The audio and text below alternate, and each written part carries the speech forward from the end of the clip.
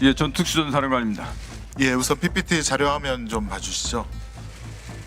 김용현 전 장관에 대한 공소장을 보니 윤석열은 2024년 6월 중순경 삼청도 안가에서 김용현, 여인영, 곽종건, 이진우 및 합동참모본부 차장 강호필 현 지상작전사령관과 함께 저녁 식사하면서 시국 상황 얘기했고, 김용현은 윤석열에게 이 4명이 대통령께 충성을 다하는 장군이다 이렇게 얘기했답니다. 곽정훈 증인, 이런 사실 맞습니까? 예, 맞습니다. 그 자리에 강호필 현 지상작전사령관이 있었던 것도 맞네요. 예, 같이 있었습니다. 예, 다음 자료 화면입니다. 계속하여 윤석열은 김용현에게 지금 만약 비상계엄을 하게 되면 병력 동원을 어떻게 할 수 있느냐라고 물으니, 김용현은 병력 동원과 관련해서 수도권에 있는 부대들에서 약 2, 3만 명 정도 동원이 되어야 될 것 같다라고 했습니다. 수도권 부대 2, 3만 명 동원은 여기 앉아있는 지작사령관 강호필의 지휘 혹은 동의 없이는 움직일 수 없는 거죠. 그 지휘 체계는 그렇게 되어 있는데 저것은 제가 직접 들은 사항이 아니기 때문에 제가 말씀드리는 건 좀 제한. 제가 묻는 거는 2, 3만 명, 수도권 인근에 2, 3만 명이 움직이려면 지상작전관 사령관에 명령이 있어야 되는 거 아닙니까? 지작사 예하 부대를 움직이는 것은 당연히 지작사령관의 그 권한인 부분. 당연한 거 아닙니까? 뭐 군대 갔다 온 사람은 다 아는 건데요. 예, 다음 자료 화면이요. 김용현 2024년 12월 4일 새벽 2시에 이 불법 계엄이 실패하고 난 후에 이런 말을 합니다. 여러 가지 어려운 여건에서 임무를 완수해준 수방사, 방첩사, 특전사 콕 찍어서 지작사 이렇게 얘기합니다. 여러분들께 고맙게 생각합니다. 수고했습니다. 라고 얘기합니다. 이런 사실 있습니까?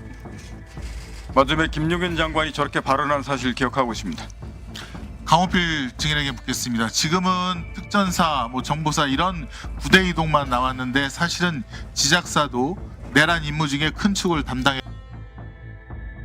담당했다라고 저희는 생각할 수밖에 없습니다. 어떻습니까? 어떤 지시를 받았습니까? 우선 제가 분명히 말씀드립니다.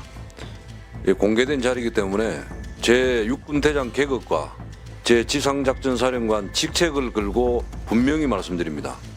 저는 12.3 비상계엄과 관련한 내용에 대해서 전혀 알지 못했고, 저희 지상작전사령부가 병력 출동이든 어떤 임무를 받거나 네, 알겠습니다. 분명히 없습니다. 다시 한번 그러면 경고합니다. 위증의 벌을 경고합니다. 이제 징역 1년 이상 10년 이하 위증죄로 처벌받을 수 있습니다. 네, 알고 이런 있습니다. 공소장 나온 사실 관련해서 특수본이라든가 수사받은 적 있습니까? 수사받은 적 없습니다. 없습니까?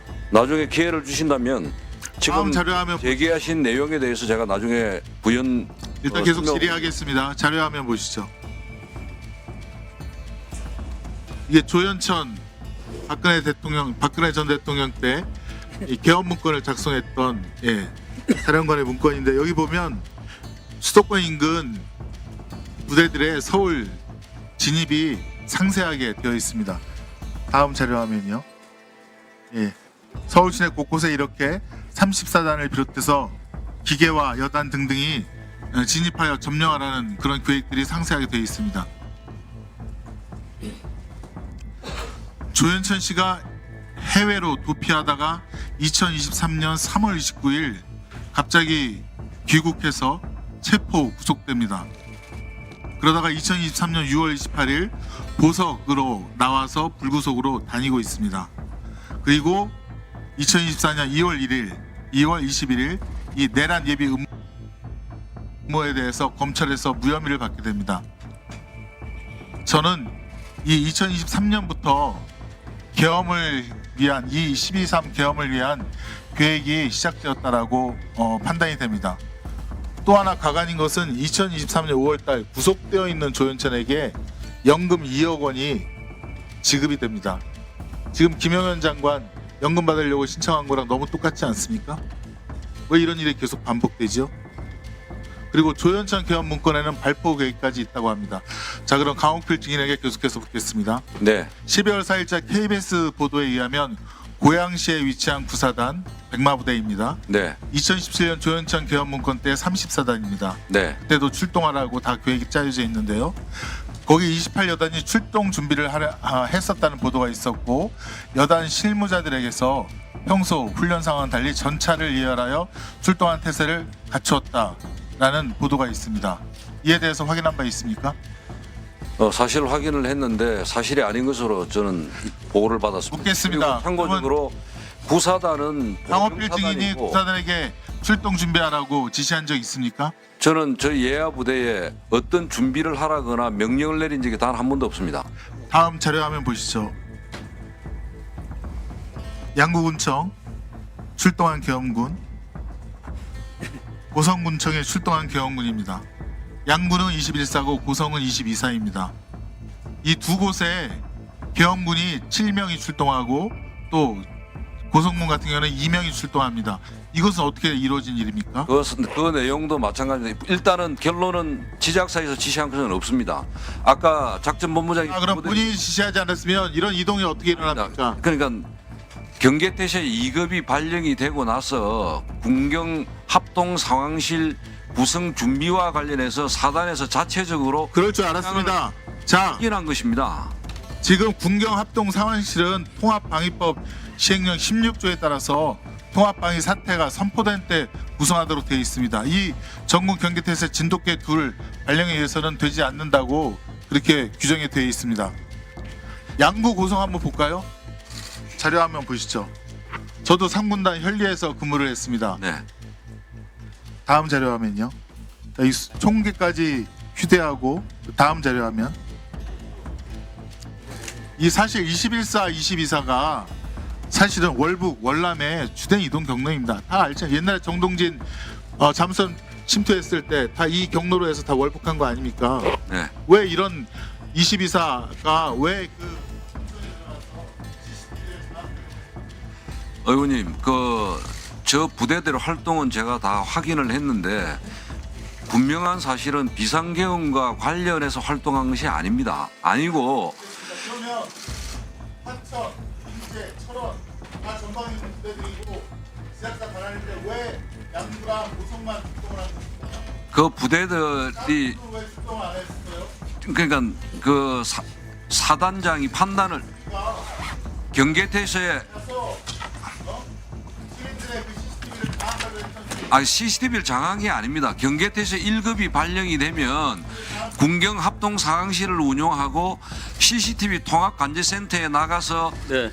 그것을 하게 돼 있는데 그것을 준비하는 차원에서 협조하러 갔다고 제가 확인을 했습니다. 자, 강호필 사령관, 네. 조금 전에 모두에 좀 뭐 추가로 하실 말씀 있을 것 같은데 있습니까? 표정이 뭐 있는 것 같은데 있어요? 네. 말씀하십시오. 아까 여러 가지 우리 존경하는 김성은 의원님께서 세 가지를 제시를 했습니다. 6월 안가, 그다음에 병력동원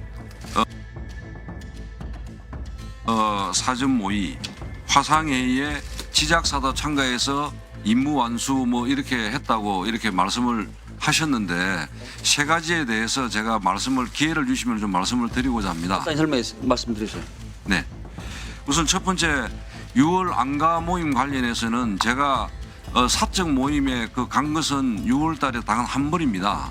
한 번이고 그때 방첩사령관으로부터 연락이 와서 대통령 주관 격려 식사 자리가 있는데 참석을 해달라 이렇게 대통령께서 요청을 했다. 이래서 제가 그 안가를 간 거고 식사 자리에서 대통령께서 이번에 대장 진급했던 것을 축하하고 그다음에 종교 때문에 진급을 시킨 것은 아니지만 이번에 모처럼 불자 출신이 대장이 진급이 되고 하면서 불교계도 상당히 좋아했다.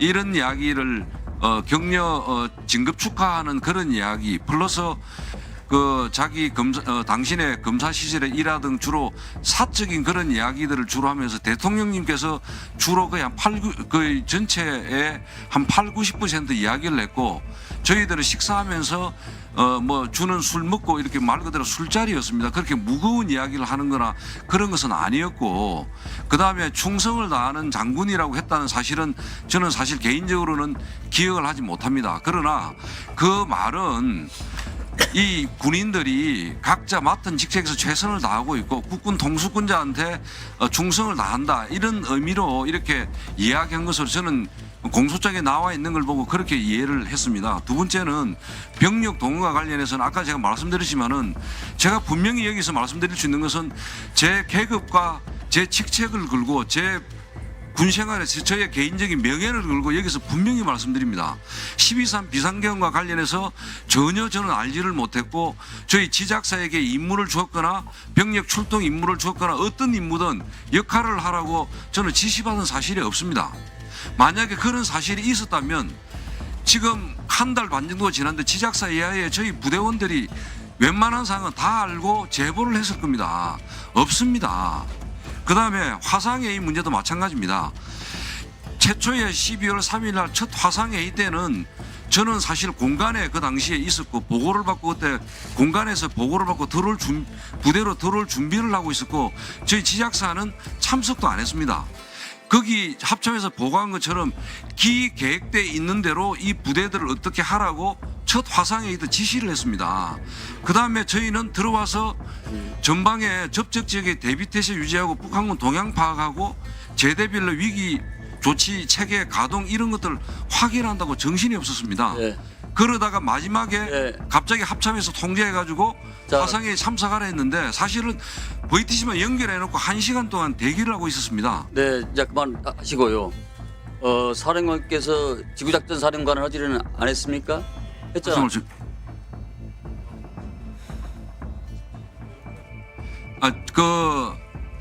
그 계엄령 비상계엄 선포되면은 지작사는 제1지구계엄 사령부 역할을 하게 되고 예하 군단은 지역계엄 사령부 역할을 하게 되는데, 예, 그 비상계엄 관련해 가지고는 계엄 상황실을 구성하다가 끝났습니다. 거의 시간이 2시간밖에 안 됐고 저희 네, 지작사도 자, 그렇고 잘 알겠습니다. 자, 군단도 다시- 그렇고 상황실 알겠습니다. 구성요원들이 박 4명에서 사령관. 8명밖에 안 됩니다. 알겠습니다. 곽 사령관 들어가십시오. 예. 들어가시고 김명수 합참 의장님께서 군은 기본적으로 북풍이라든가 외환 유치라는 얘기를 하는데 그렇게 준비하거나 계획하거나 그런 정황을 가지고 있는 것은 절대 없다고 이 자리에서 말씀드립니다. 제 직을 걸고 말씀드립니다. 외환이라는 용어를 쓴다는 것은 근본적으로 군을 저는 무시한다고 생각합니다. 저희들의 임무는 헌법에 명시된 국토 방위에 신성한 임무를 수행하는 게 군이고 지금 전방에서 추운 상태에서도 그들이 수행하고 있는 그 자체가 우리의 임무를 수행하고 있는 것입니다. 만약에 이런 걸 가지고 북풍이라는 이런 얘기를 쓴다 그러면은 모든 것이 거기에 함몰될 수 있다 이런 생각입니다. 군사작전은 절대로 이렇게 조사나 수사의 개념이 아니라 지휘관의 판단과 결심 영역에 존재해야 된다고 생각합니다. 자꾸 이런 것을 가지고 가져오면은 군이 정치적 중립을 보장받아야 되는 그런 데에서는 저는 굉장히 유감스럽게 생각합니다. 이상입니다.